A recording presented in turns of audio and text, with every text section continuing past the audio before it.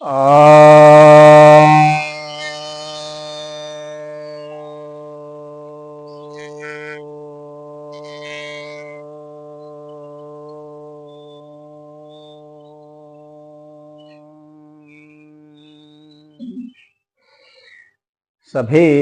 भक्तजनों को सप्रेम नमन। तो आज आपको मैं क्रॉनिक इन्फ्लामेशन जो होता है उसका योगोपचार बतलाने जा रहा हूँ। देखिए, क्रॉनिक इन्फ्लामेशन के कारण क्या है, वैज्ञानिक बतलाते हैं कि करीब 75% बीमारियां जो हैं इसी के कारण होती हैं। पूरे शरीर में क्या है कि ये इन्फ्लामेशन जहाँ होता है, कोई भी जो फॉरेन बॉडी आता है, कोई भी जो बाहरी चीज जो हमारे शरीर में प्रवेश करता है तो उससे इन्फ्लामेशन शुरू हो जाता है और हम लोग की इम्यूनिटी कमजोर होती है। इसके पीछे मुख्य कारण यही है। तो क्रॉनिक इन्फ्लामेशन जिनका भी होता है, इसका मतलब इम्यूनिटी कमजोर हो गई। तो इसी से अस्थमा होता है, इसी से ब्लड प्रेशर भी हो जाता है, इसी से आपको घुटने में सूजन या कहीं भी सूजन हो जाती है, घुटने में दर्द और कई जगह जोड़ों में दर्द, आर्थराइटिस वगैरह। तो आर्थराइटिस, गॉट जो भी है, और किडनी में सूजन, लीवर में सूजन हो जाता है। तो यह इन्फ्लामेशन जो है जब क्रॉनिक स्टेट में पहुंच जाता है तो बहुत सारे रोगों को पैदा कर देता है। गैस बन जाना, भूख नहीं लगना, अल्सर हो जाना, कैंसर हो जाना, तो अल्जाइमर की बीमारी है, हाथ पैर कांपने लगते हैं, सर कांपने लगता है, नींद नहीं आना, शरीर में चकते चकते निकल जाना वगैरह वगैरह, बहुत सारी बीमारियां इससे होती है। मुख्य चीज है कि इसका उपचार कैसे हो और ये शुरुआत कहाँ से होती है। तो देखिए, हम लोग की जो आंतें होती है ना, तो वहाँ पर तह होती है, उसमें गट बैक्टीरिया होते हैं, और जो गट बैक्टीरिया है वे बहुत जरूरी हैं इन्फ्लामेशन को रोकने के लिए। तो गट बैक्टीरिया जो हैं वे जो है हमारी इम्यूनिटी को बढ़ाते हैं, वो फ्रेंडली बैक्टीरिया है। और जो लोग हर छोटी छोटी चीज में जो है एंटीबायोटिक लेते हैं तो उनकी इम्यूनिटी घट जाती है, गट बैक्टीरिया मारे जाते हैं, क्योंकि आपने एंटीबायोटिक ले लिया। एंटीबायोटिक तो हार्मफुल बैक्टीरिया को तो मारेगा ही, यूजफुल बैक्टीरिया को भी मार देगा। इसलिए एंटीबायोटिक का प्रयोग कम से कम करना चाहिए, बहुत आपात स्थिति में ही इसको लेना चाहिए। और आपको इसके लिए करना क्या है, तो मैं योगोपचार बतलाऊंगा, लेकिन कुछ खाने पीने की चीज भी बता देता हूँ कि क्या खाना है क्या नहीं खाना है। सोडा है, बर्गर है, पिज्जा है, ये सब आपको नहीं खाने चाहिए। बहुत ज़्यादा फ्राई किया हुआ आइटम ये नहीं खाना चाहिए। और जो आंतों में चिपकने वाली चीज़ें हैं, ग्लूटेन वगैरह से, आटे की, गेहूं के आटे की रोटी जो होती है, ये सब जो है ये नुकसानदायक है इसके लिए। तो आपको ऐसे, जैसे कुछ लोग शराब लेते हैं, धूम्रपान करते हैं, इससे क्या इन्फ्लेमेशन तुरंत शुरू हो जाता है। तो जो शराब लेते हैं या धूम्रपान करते हैं या किसी तरह का ड्रग लेते हैं तो शरीर में इन्फ्लेमेशन बहुत तेज बढ़ता है, इम्यूनिटी बहुत तेज डाउन होती है और बहुत तेज बीमारी शुरू हो जाएगी, चाहे अस्थमा हो, ब्रोंकाइटिस हो, फ्लोरोसिस हो, सूजन हो जाना वगैरह वगैरह।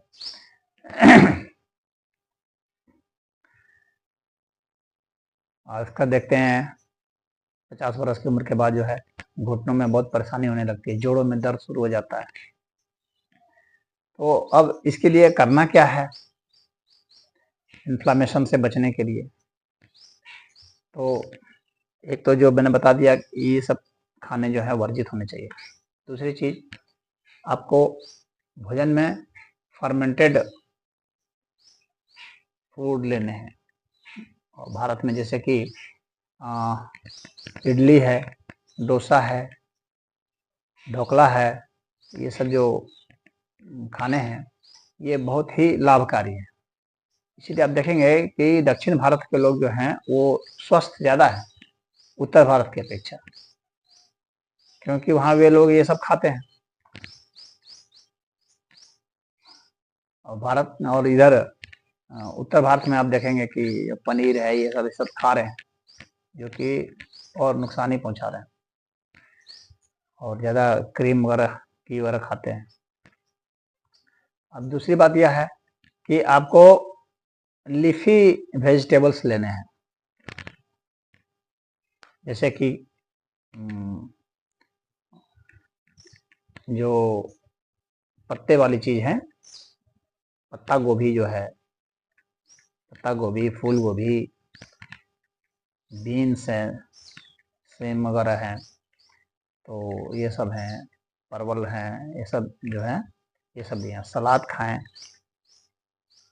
तो जैसे फलों में जो है संतरा है, तो ये बहुत लाभकारी है। चाहे स्ट्रॉबेरीज है, ब्लैकबेरी है, तो ये सब बहुत लाभकारी। चेरी है, ये लाभकारी हैं। अगर वैसे इस तरह से खाएंगे मेवा में, तो बादाम है, अखरोट है। बादाम और अखरोट बहुत ही लाभकारी है, इन्फ्लेमेशन को दूर करते हैं। और आप हल्दी का प्रयोग कीजिए, हल्दी जो है इन्फ्लेमेशन को दूर करता है। पालक खाइए, वो बहुत अच्छा है। औषधि में अगर आप गिलोय लेंगे, गिलोय की सत लीजिए, या गिलोय मिल जाता है, अगर आपके इर्द गिर्द गिलोय है तो गिलोय का इतना बड़ा टुकड़ा सुबह शाम आप ले सकते हैं। इतना बड़ा टुकड़ा चबा करके उसको फेंक दीजिए। अगर यह देखा जाए फूलों में, तो अधिकतर फूल जो हैं वो लाभकारी है। गुलाब का फूल है, चाहे कमल का फूल है, या बेली का या गेंदा का फूल, इसकी पंखुड़ी जो है वो आप खा सकते हैं, वो बहुत लाभकारी है। ये आपको दूर करेगा। तो अब जो है कुछ मैं आपको योग बताता हूँ जो इसके लिए बहुत ही लाभकारी है। तो ऐसे योगों में आपको पहले कुछ प्राणायाम बता दूं। प्राणायाम में आप बृहस्पति प्राणायाम कर सकते हैं, फिर प्लावनी मुद्रा है, उद्यान बंद है, अग्निसार प्राणायाम है, और नाड़ी शोधन प्राणायाम है, कपालभाति प्राणायाम है, फिर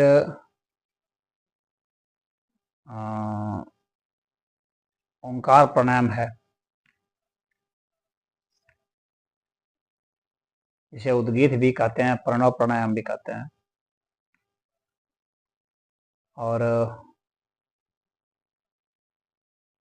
तड़ागी मुद्रा भी फायदामंद है। और आसन में अगर कहूँ तो प्राणासन है, और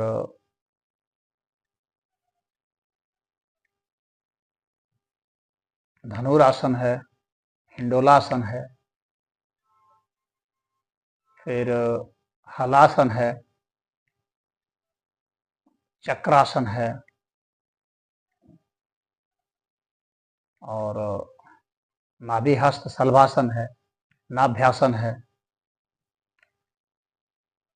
फिर हृदय स्तंभासन है, सर्वांगासन है। तो इसको आप कर सकते हैं। फिर मयूरी आसन है, मयूर आसन है, और उदर संकोचन आसन है। ये बहुत ही लाभकारी है। तो ये इसके वीडियो जो है आसन वाले में और प्राणायाम वाले में देख लीजिए, प्लेलिस्ट में चले जाइए और आसन और प्राणायाम के वीडियो मिल जाएंगे। तो आसन का देखिएगा प्लेलिस्ट में 2 जगह आसन का है, तो अगर एक में नहीं मिलता है तो दूसरे में भी चले जाकर देख लीजिएगा, 2 लिस्ट बना हुआ है आसन का। तो आसन और प्राणायाम में जा करके आप देख लीजिए, क्योंकि उसको यहाँ दोहराना मुझे उचित नहीं लग रहा है, टाइम वेस्टिंग लग रहा है। तो आप वहाँ पर जा करके उसको आप देख सकते हैं। और फिर जो है एक और मैं बहुत सिंपल सा बता देता हूँ, उसका भी वीडियो मिल जाएगा, नाभ्य चालनासन। उसमें आपको नाभि को चलाना पड़ता है, आराम से बैठे बैठे नाभि को आगे बढ़ाइए, फुलाइए, फिर धीरे पिचका दीजिए पीछे, जितना पिचका सकते हैं पिचका दीजिए, यानी सांस छोड़ेंगे नाभि पीछे चली जाएगी। अधिक से अधिक आपको पीछे ले जाना है और अधिक से अधिक आपको फुलाना है। तो इस तरह से करके आप करेंगे, लेकिन सब खाली पेट ही करना है आपको, और मतलब शौच क्रिया से निवृत्त होकर करना है, खुले स्थान पर करना है, धुआं धक्कड़ नहीं होना चाहिए, और कंबल दरी बिछा करके करेंगे तो ये आपको बहुत ही लाभ करेगा। और पद्मासन जो है यह भी जो है बहुत ही बढ़िया है, इसमें आप बैठ करके करेंगे तो यह भी इन्फ्लामेशन को दूर करता है।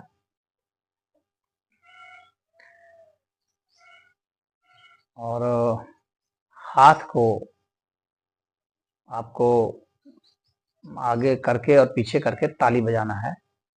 देख लीजिए, ऐसे ऐसे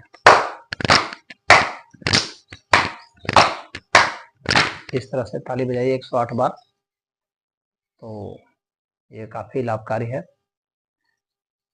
और आपको जो है इस तरह से जिम्मी आपको ले लेना है और इसे पूरे हाथ में इस तरह से तिरछा करके ऐसे रगड़िए, फिर यहाँ रगड़िए, और यह जो स्थान है अंगूठा के नीचे, इस स्थान में आप ऐसे ऐसे दबाएंगे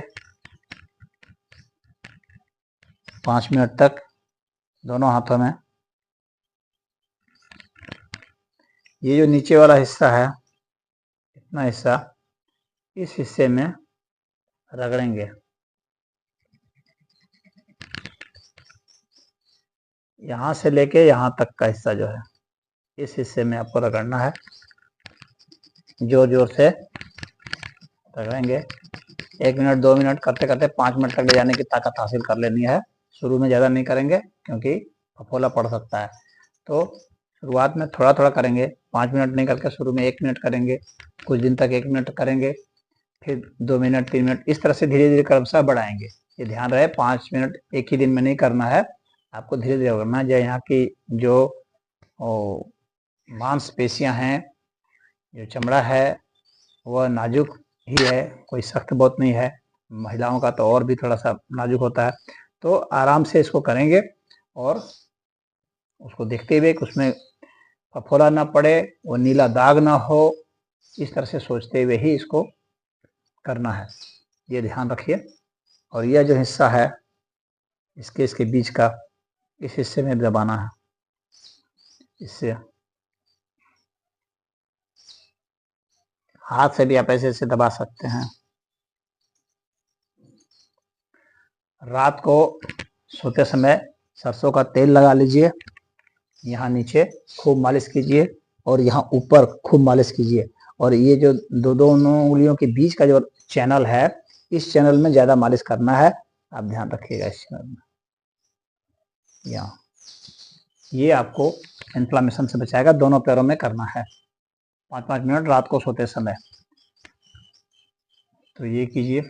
अच्छा हाँ, खाने में एक चीज़ में मुझे याद आ रहा है, टमाटर भी जो है वो इन्फ्लामेशन को दूर करता है, एंटी इन्फ्लामेटरी होता है। और इलायची भी पैदा करेगा आपको, तो इनका आप प्रयोग कीजिए और देखेंगे कि आपका जो है इन्फ्लामेशन दूर हो गया। और जो है बासी जो है जो बाजार का जो खाना है उसको खाना बिल्कुल बंद कर दीजिए। कोल्ड ड्रिंक वगैरह पीना बिल्कुल बंद कर दीजिए, उससे आपका इन्फ्लेमेशन बढ़ता है। तो ये ध्यान रखिए। और एंटीबायोटिक एकदम मत लीजिए, कि एंटीबायोटिक से वो बढ़ जाएगा।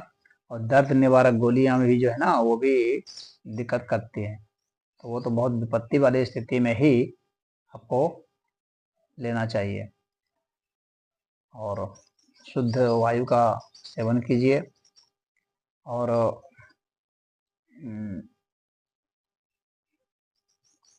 जो लोग वॉक करते हैं उनके लिए भी कहना जरूरी है कि वॉक करना तो अच्छा है, लेकिन प्रदूषित हवा में वॉक नहीं करेंगे, क्योंकि उससे जो है आपका इन्फ्लेमेशन बढ़ जाएगा। ये ध्यान रखने की चीज़ है। तो जहाँ पर प्रदूषित वायु है वहाँ पर जो है ना प्राणायाम करना चाहिए, ना ही वॉकिंग करनी चाहिए। तो इस बात को भी ध्यान रखेंगे। शहरों में ये दिक्कत है, गांव वालों को दिक्कत नहीं है। तो इसमें इतना ही।